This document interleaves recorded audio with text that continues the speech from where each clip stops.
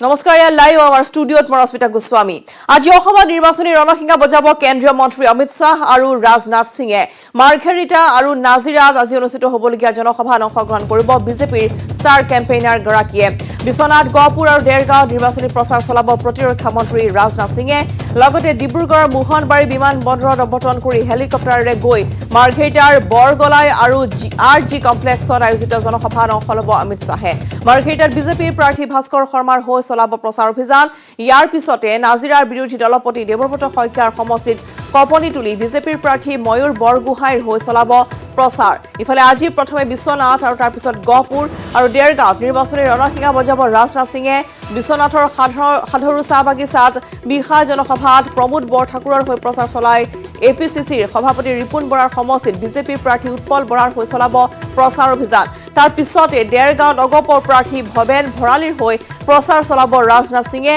দুইগৰাকী star কেম্পেইনাৰে যোৰহাটৰ বিমান বন্দৰৰ পৰা দিল্লীলৈ বুলি ৰাওনা হ'ব আনহাতে 17 মাৰ্চত একেদিনাই অসমত নিৰ্বাচনী প্ৰচাৰ চলাব কেন্দ্ৰীয় মন্ত্ৰী অমিত শাহ আৰু উত্তৰ প্ৰদেশৰ মুখ্যমন্ত্ৰী যোগী আদিত্যনাথে মাজুলী আৰু শদিয়াৰ জনসভাত অংশ ল'ব অমিত শাহে হুজাইৰ নিৰ্বাচনী প্ৰচাৰ সভাত অংশ ল'ব যোগী আদিত্যনাথে 18, 19 আৰু 21 মাৰ্চত অসমত নিৰ্বাচনী প্ৰচাৰ চলাব প্ৰধানমন্ত্ৰী নৰেন্দ্ৰ মোদীয়ে 18 মাৰ্চত কৰিমগঞ্জৰ নিৰ্বাচনী সভাত অংশ লোৱাৰ বিপৰীতে 19 মাৰ্চত চাবুৱাৰ নিৰ্বাচনী সভাত অংশগ্ৰহণ কৰিব প্ৰধানমন্ত্ৰী নৰেন্দ্ৰ মোদীয়ে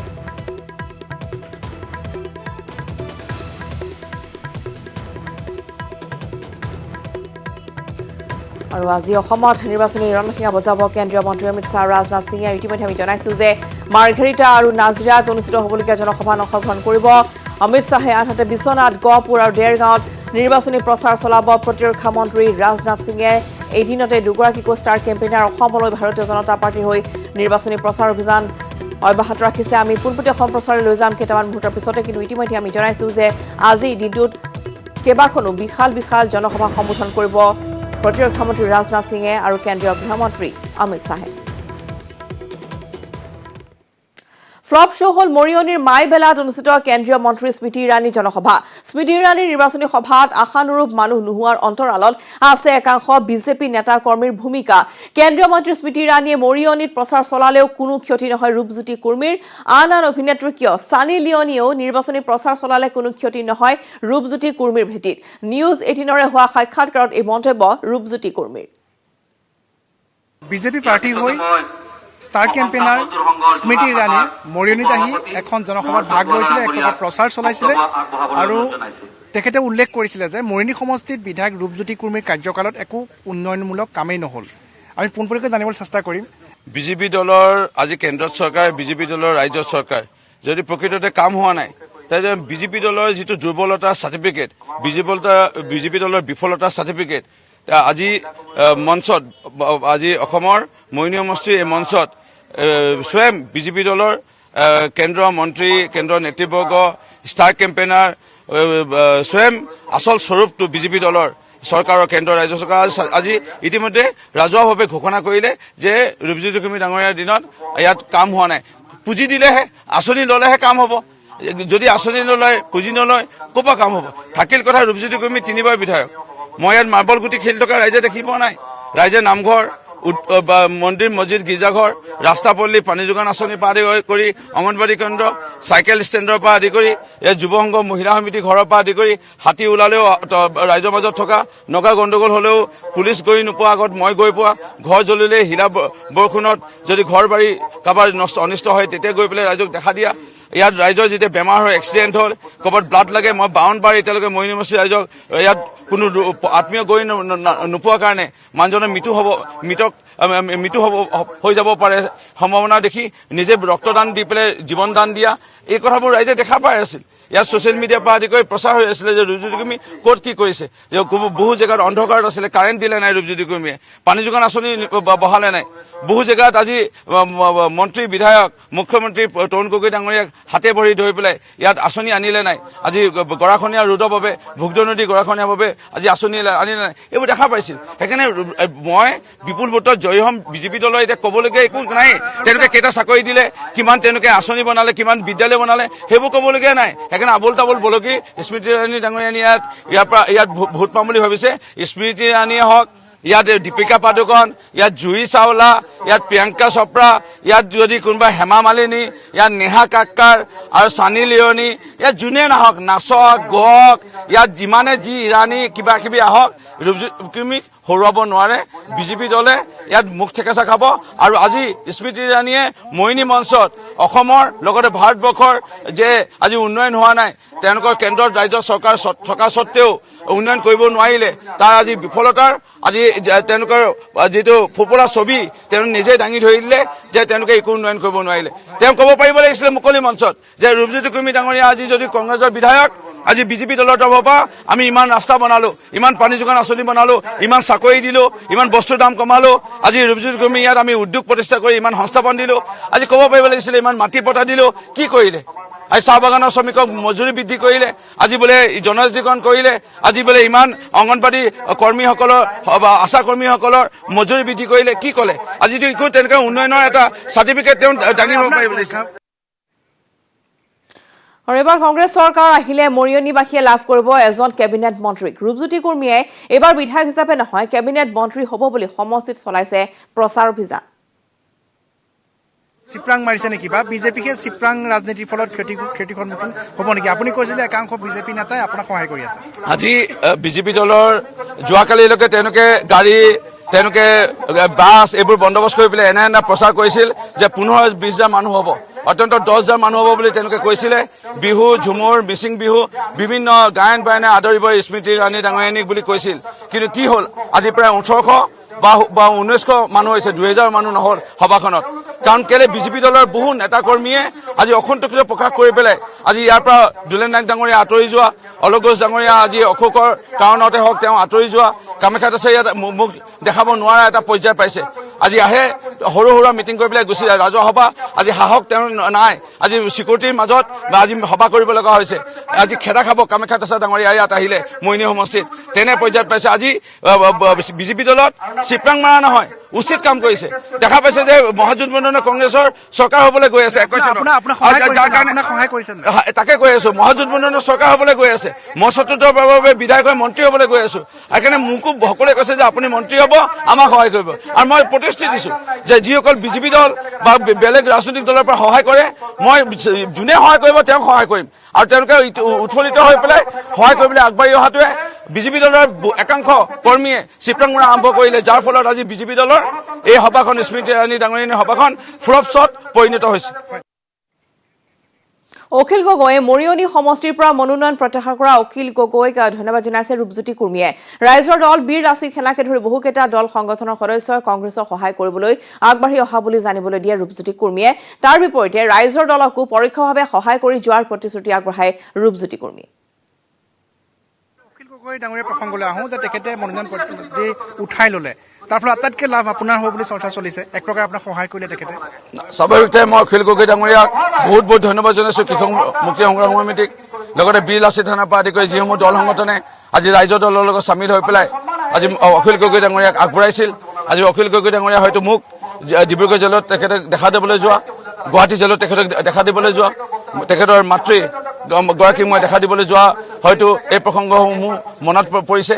হয়তো কা আন্দোলনত হাত কাটি মই জয় অসম লিখি কা আমি নামানো বুলি প্ৰতিবাদ কৰা হয়তো দেখা পাইছিল যে মই অকল কা বুলি নহয়, বিভিন্ন সময়ত কংগ্ৰেছ দলৰ চৰকাৰ থাকোঁতেও মই প্ৰাক্তন মুখ্যমন্ত্ৰী পূৰ্বৰ আমাৰ প্ৰয়াত তৰুণ গগৈ ডাঙৰীয়াকো অন্য কিছুমান ৰাজহুৱা বিষয় লৈ পেলাই প্ৰতিবাদ কৰা দেখা পাইছিল। প্ৰতিবাদী কণ্ঠ হয়তো দেখা পাই মোক সন্মান জনাই আজি প্ৰত্যাহাৰ কৰাৰ বাবে মনোনয়ন পত্ৰ মই ধন্যবাদ জনাইছো। আৰু ইয়াৰ পৰা মই যথেষ্ট প্ৰকাৰে লাভান্বিত হ'ম। কৃষক মুক্তি সমিতি বীৰ লাচিত সেনা কেইজন সন্মানীয় কৰ্মকৰ্তাই আমাক সহায় কৰিবলৈ আগবাঢ়ি আহিছে। মই আশ্বাস দিছো আপোনালোকে কৃষক মুক্তি সংগ্ৰামতে থাকক, আপোনালোকে বীৰ লাচিত সেনাতে থাকক বা বিভিন্ন দল সংগঠন থাকক, আমাক সহায় কৰক। আৰু আমাৰ পৰা আপোনালোকৰ যিটো সংগ্ৰামী যিটো যাত্ৰা, সেই যাত্ৰাত মই যি প্ৰকাৰে আপোনালোকক সহায় কৰিব লগা হয় মই সহায় কৰিম বুলি তেওঁলোকক কোৱা। শিৱসাগৰত অখিল গগৈক আপোনালোকে কংগ্ৰেছৰ ফালৰ পৰা সহায় কৰিব তেতিয়াহ'লে? চাওক, ৰাজনীতিৰ এটা যুঁজত আমি পোনপটীয়াভাৱে সহায় কৰাটো এইটো আমাৰ দলৰ নীতিৰ বিৰুদ্ধে যাব। সেইকাৰণে মই পোনপটীয়াভাৱে তেখেতক কেতিয়াও সহায় কৰিব নোৱাৰিম। শুভেচ্ছা তেওঁলোকে থাকিল অখিল গগৈ ডাঙৰীয়া আৰু শুভমিত্ৰ গগৈ ডাঙৰীয়া, দুজনৰ মাজৰ পৰা এজন জিকিলেও হ'ব। আৰু কামাখ্যা প্ৰসাদ তাছাই মৰিয়নিত নিৰ্বাচন খেলিলে 10,000 ভোটো নাপায়। তেওঁ মৰিয়নিত ৱাৰ্ড মেম্বাৰ উঠিলেও জয়ী নহয়। কামাখ্যা তাছাই মৰিয়নিৰ বহু ঠাইলৈ গ'লেও খেদা খাব বুলিহে মন্তব্য ৰূপজ্যোতি কুৰ্মীৰ। কামাখ্যা প্ৰসাদ তাছা ডাঙৰীয়াই কৈছে যে আপুনি এনেধৰণৰ কিছুমান কাম কৰে যিবিলাক কামৰ জৰিয়তে আপুনি প্ৰচাৰ লাভ কৰে। কামাখ্যা তাছা ডাঙৰীয়া MLA উঠিল, কোনোবা এটা সমষ্টিত মুখ থেকা চেকালে হাৰিল, লোকসভা ইলেকশ্যন উঠিল ডিব্ৰুগড়, তাতো হাৰিল, যোৰহাটতো তেওঁ হাৰিল, পিছলৈ গৈ পেলাই মোদী হাৱা বিজেপি হাৱাত তেওঁ জিকি গ'ল। এইবাৰ হাৰিব বুলি তেওঁ অৱগত হ'ল, বিজেপি দলটো অৱগত হ'ল। IB ৰিপৰ্টত ওলালে যে তেওঁ পৰাজয় হ'ব, মুখ থেকা চেকাব, যাৰ কাৰণে তেখেতক টিকেট প্ৰাৰ্থিত্ব নিদি তপন গগৈ ডাঙৰীয়াক প্ৰাৰ্থিত্ব দিলে। তেওঁ ৰাইজৰ এতিয়া নিৰ্বাচনৰ প্ৰতিনিধিত্ব কৰি পেলাই তেওঁ প্ৰতিনিধিত্ব নকৰি পেলাই তেওঁ মনোনয়ন হৈ পেলাই জিকিলে। থাকিল কথা কামাখ্যা তাছা ডাঙৰীয়া আজিৰ তাৰিখত যদি ৱাৰ্ড মেম্বাৰো ক'ৰবাত উঠে, তেওঁ ৱাৰ্ড মেম্বাৰ প্ৰেচিডেণ্ট, জিলা পৰিষদ, আঞ্চলিকটো বাদেই দিছো, বিধায়কটো বাদেই দিছো, ইয়াত প্ৰাৰ্থিত্ব পালে বুলি ওলালে, পিছলৈ ওলালে যে কামাখ্যা তাছা 10,000 ভোট নাপায়, যাৰ কাৰণে কামাখ্যা তাছা ইয়াত একো কামেই নকৰিলে। 5 বছৰ লোকসভা সাংসদ, ৰাজ্যসভা সাংসদ 2 বছৰ একো কামেই কৰিব নোৱাৰিলে। এটা আঁচনি তেওঁ সম্পূৰ্ণ নকৰিলে, এটা ৰাইজৰ উন্নয়ন নকৰিলে, তেওঁ ইয়াত 10,000 ভোট নাপালেহেঁতেন। সেই কামাখ্যা তাছাই যদি কয় ৰুজুতি কুৰ্মী কথা, নোহোৱাই তেওঁৰ লগত মোৰ তুলনাই নহয়। তেওঁ মোতকৈ বহুত তলত মানুহ, বয়সত ডাঙৰ হ'ব পাৰে কিন্তু সন্মানত বহুত তলত। এইবোৰ মোৰ সমবয়সীয়া মানুহে যদি সন্মানৰ মানুহে যদি কয় এই কথা হোৱাই, কামাখ্যা তাছাই কি কৰিলে? ছাত্ৰ নেতা থাকোঁতে 351 টকা মজুৰি বৃদ্ধি লাগে বুলি ক'লে, ST SC লাগে বুলি ক'লে, সাংসদ হৈ পেলাই সাংসদৰ মজিয়াত এবাৰো চিঞৰিলে নে যে চাহ জনগোষ্ঠীৰ জনজাতিকৰণ হ'ব লাগে, মাটি পট্টা দিব লাগে, তেওঁ মজুৰি বৃদ্ধি হ'ব লাগে? একো নিচিঞৰিলে, একো নকৰিলে। সেই মানুহজনে এইবোৰ কোৱাটো উচিত নহয়। ইতিমধ্যে আমি জনাইছো যে আজি অসমত 2জনকৈ ষ্টাৰ কেম্পেইনাৰ আহিব। নিৰ্বাচনী ৰণসিঙা বজাব কেন্দ্ৰীয় মন্ত্ৰী অমিত শ্বাহ আৰু প্ৰতিৰক্ষা মন্ত্ৰী ৰাজনাথ সিঙে। মাৰ্ঘেৰিটা নাজিৰাত অনুষ্ঠিত হ'বলগীয়া জনসভাত আজি অংশগ্ৰহণ কৰিব বিজেপিৰ ষ্টাৰ কেম্পেইনাৰ কেন্দ্ৰীয় গৃহমন্ত্ৰী অমিত শ্বাহে। আৰু লগতে বিশ্বনাথ, গহপুৰ আৰু দেৰগাঁৱতো নিৰ্বাচনী প্ৰচাৰ চলাব প্ৰতিৰক্ষা মন্ত্ৰী ৰাজনাথ সিঙে। ডিব্ৰুগড় মোহনবাৰী বিমানবন্দৰত অৱতৰণ কৰি হেলিকপ্টাৰে গৈ মাৰ্ঘেৰিটাৰ বৰগলাই RG কমপ্লেক্সত আয়োজিত জনসভাত অংশগ্ৰহণ কৰিব অমিত শ্বাহে। আৰু তুষাৰ হাজৰিকাৰ কাষলৈ আমি পোনপটীয়াকৈ গৈছো। তুষাৰ, আপোনাৰ পৰা জানিব বিচাৰিছো, যিহেতু প্ৰতিৰক্ষা মন্ত্ৰী আজি ৰাজনাথ সিং আহিব বিশ্বনাথলৈ, কেনেধৰণৰ আয়োজন চলিছে, কি দেখুৱাব এই মুহূৰ্তত? হয় ৰশ্মিতা, দিনৰ 12 বজাত আহি পেলাই প্ৰতিৰক্ষা মন্ত্ৰীগৰাকী এই বিশ্বনাথ চাৰিআলিত উপস্থিত হ'ব। আৰু বিশ্বনাথ চাৰিআলি সাধাৰণ খেলপথাৰত এতিয়া আচলতে নিৰাপত্তা ব্যৱস্থা কটকটীয়া কৰি তোলা হৈছে, কাৰণ দেশৰ যিহেতু ৰক্ষা মন্ত্ৰীগৰাকী আহিব, সেয়েহে ইয়াত কটকটীয়া কৰি তোলা হৈছে। ইয়াত আৰক্ষীৰ লগতে অৰ্ধসামৰিক বাহিনী আৰু সেনা ইয়াত নিয়োগ কৰা হৈছে। আৰু তেজপুৰৰ বিমানবন্দৰত তেওঁ বিশেষ বিমানযোগে অৱতৰণ কৰিব আৰু তাৰপিছতে তেওঁ বিশেষ হেলিকপ্টাৰ যোগে আহি বিশ্বনাথ চাৰিআলিত উপস্থিত হ'ব। ইয়াত এখন নিৰ্বাচনী সভাত অংশগ্ৰহণ কৰিব আৰু বিশ্বনাথৰ সাধাৰণ খেলপথাৰত এই নিৰ্বাচনী সভাখন অনুষ্ঠিত হ'ব। আমি ইতিমধ্যে জনাইছোঁ। আৰু এটা কথা ক'ব লাগিব যে বিশ্বনাথত আচলতে এই ভোট যুদ্ধৰ ডিচাইডিং ফেক্টৰ দুটা আছে। এটা হৈছে সংখ্যালঘু ভোট আৰু এটা হৈছে চাহ জনগোষ্ঠীয় ভোট।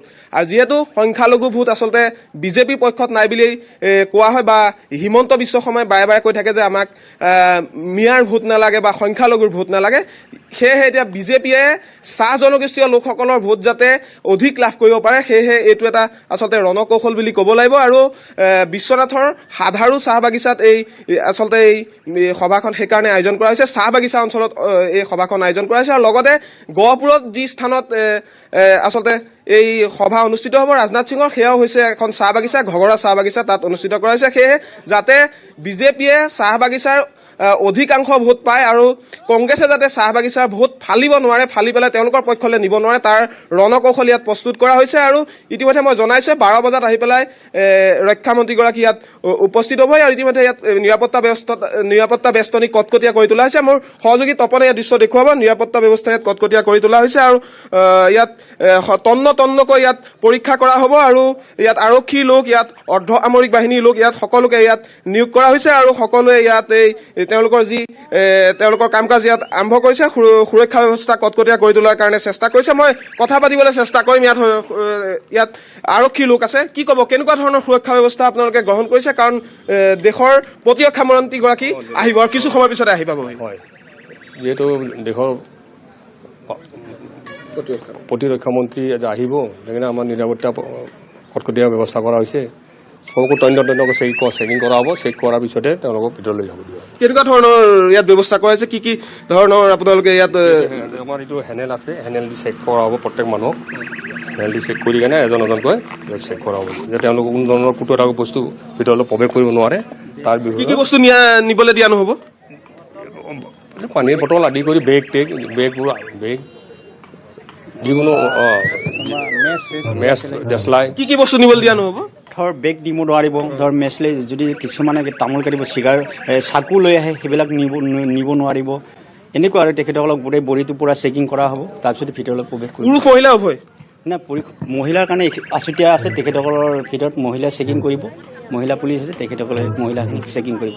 আমি অকল জেণ্টছখিনিক চেকিং কৰিম। হয়, নিশ্চিতভাৱে ইয়াত তন্নকৈ পৰীক্ষা কৰা হ'ব, কাৰণ দেশৰ প্ৰতিৰক্ষা মন্ত্ৰীগৰাকী আহিব আৰু ইয়াত এতিয়া আচলতে সকলো প্ৰস্তুতি ইয়াত শেষ কৰা হৈছে আৰু কিছু সময় পিছতে আচলতে ৰাইজে তুষাৰ যিহেতু 12 বজাত সেই জনসভা সম্বোধন কৰিব, কিমান সংখ্যক লোকৰ আগমনৰ সম্ভাৱনা আছে আৰু সমগ্ৰ পৰিৱেশ বা মঞ্চ কেনেদৰে সাজু কৰি তোলা হৈছে? যিহেতু নিৰ্বাচনী প্ৰচাৰ মাজত মাত্ৰ কেইটামান দিন বাকী আছে প্ৰথম পৰ্যায়ৰ নিৰ্বাচনলৈ, গতিকে এতিয়া উজনি নামনি দুইটাতে যাতে সাংগঠনিক ভেটি সুদৃঢ় হয় বা জনতাৰ ভোট যাতে লাভ কৰিব পাৰে বা জনতাৰ কাষলৈ যাবলৈ এতিয়া ষ্টাৰ কেম্পেইনৰ আগমন ঘটিছে অসমলৈ ইজনৰ পিছত সিজনকৈ। কিমান সংখ্যক লোকৰ আগমনৰ আশা কৰা হৈছে আজিৰ দিনটোত আৰু সমগ্ৰ পৰিৱেশ বা মঞ্চ কেনেদৰে সাজু কৰা হৈছে, কেনেদৰে আচলতে গেটৰ ব্যৱস্থা কৰা হৈছে, সেই প্ৰস্তুতি সন্দৰ্ভত যদি কিছু তথ্য জনায়। হয় ৰশ্মিতা, আচলতে আজিৰ যিখন সভা এই সাধাৰু খেলপথাৰৰ সাধাৰু চাহ বাগিচাৰ খেলপথাৰত ইয়াত 20 পৰা 30,000 লোকক ইয়াত আচলতে সমাৱেশ ঘটোৱাৰ কাৰণে বিজেপিয়ে ইয়াত আচলতে টাৰ্গেট লৈছে আৰু 12 বজাত আহি পেলাই ৰাজনাথ সিং ইয়াত উপস্থিত হ'ব আৰু ইতিমধ্যে আমি ইয়াৰ সুৰক্ষা ব্যৱস্থা দেখুৱালে আমি ভিতৰৰ ভাগলৈ যাবলৈ চেষ্টা কৰিম। মোৰ সহযোগী তপনে দেখুৱাব ইয়াৰ দৃশ্য। ইয়াত আচলতে সুৰক্ষা ব্যৱস্থা কটকটীয়া কৰি তোলা হৈছে, লগতে অৰ্ধসামৰিক বাহিনী আৰু যি সেনা বাহিনী ইয়াত নিয়োগ কৰা হৈছে, কাৰণ দেশৰ যিহেতু প্ৰতিৰক্ষা মন্ত্ৰীগৰাকী আহিব আৰু ইতিমধ্যে উল্লেখ কৰিছোৱে যে 20 পৰা 30,000 লোকৰ ইয়াত সমাগম হ'ব আৰু ইয়াৰ পিছতে তেওঁ গহপুৰলৈ যাব আৰু গহপুৰতো তেওঁ একেদৰে এখন চাহ বাগিচাত তেওঁৰ নিৰ্বাচনী প্ৰচাৰ চলাব। তাৰপিছত তেওঁ দেৰগাঁৱলৈ যাব আৰু ইতিমধ্যে ইয়াত প্ৰস্তুতি চলোৱা হৈছে, ইতিমধ্যে মঞ্চ সাজু কৰি তোলা হৈছে আৰু কিছু সময় পিছতে আচলতে আহি পেলাই ইয়াত যিসকল লোক আছে এই অঞ্চলৰ এই লোকসকল উপস্থিত হ'ব আৰু 12 বজাৰ লগে লগে আহি পেলাই প্ৰতিৰক্ষা মন্ত্ৰীগৰাকীও এই বিশ্বনাথ চাৰিআলিত উপস্থিত হ'ব। তুষাৰ, ধন্যবাদ জনাইছোঁ আপোনালৈ এইখিনি তথ্য আপুনি জনালে। পৰৱৰ্তী সময়ত পুনৰ যাম আমি আৰু প্ৰতিটো নিৰ্বাচনৰ বতৰা নিউজ 18ত আমি লৈ আহিম। যিহেতু আজি প্ৰতিৰক্ষা মন্ত্ৰীৰ লগতে কেন্দ্ৰীয় গৃহমন্ত্ৰী অমিত শ্বাহৰ আগমন ঘটিব মাৰ্ঘেৰিটালৈ, গতিকে পোনপটীয়া সম্প্ৰচাৰ অব্যাহত থাকিব। প্ৰতিটো স্থানতে আমাৰ সাংবাদিকসকল উপস্থিত আছেগৈ আৰু 12 বজাত ইতিমধ্যে প্ৰতিৰক্ষা মন্ত্ৰীগৰাকী আহিব। ইতিমধ্যে বিশ্বনাথৰ সাধাৰু চাহ বাগিচা যদি ইতিমধ্যে চাহ বাগিচা অধ্যুষিত অঞ্চল, গতিকে সেই ভোটসমূহ যাতে এইবাৰ বিজেপিৰ দখললৈ আহে, গতিকে তাৰ বাবে এনেধৰণে প্ৰস্তুতি কৰি তোলা হৈছে। সমগ্ৰ বৰ্তমান অঞ্চল কটকটীয়া নিৰাপত্তা বাছনি গঢ়ি তোলা হৈছে, মঞ্চ সাজু কৰি তোলা হৈছে। কিছু সময়ৰ পিছতে পুনৰ আমি লৈ যাম পোনপটীয়া সম্প্ৰচাৰলৈ।